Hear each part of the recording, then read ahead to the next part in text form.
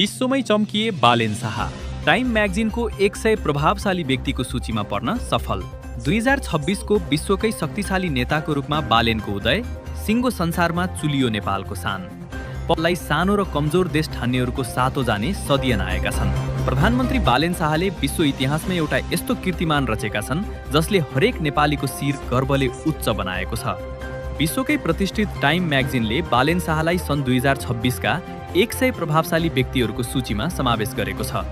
अब बालेन केवल नेपालका प्रधानमन्त्री मात्र होइनन्, विश्वले चिन्ने एउटा शक्तिशाली ग्लोबल लिडर बनेका छन्।